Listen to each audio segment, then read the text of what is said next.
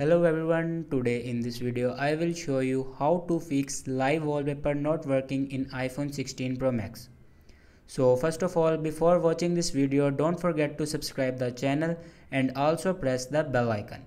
So let's start the video. First of all, open settings, go to your main page of your setting, then firstly click on battery.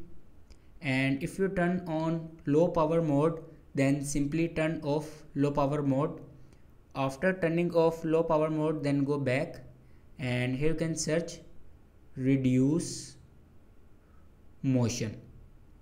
Then if you turn on reduce motion, then turn it off and then go back and then simply swipe down, press and hold on your screen and then click on add, and here you can see the option live photo. Click on live photo and then click on all, and here you can select your live photo.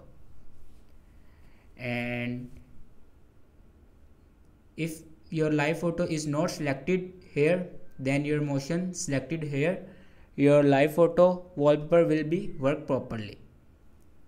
So this is the way to fix live wallpaper in iPhone 16 Pro Max. Thanks for watching this video.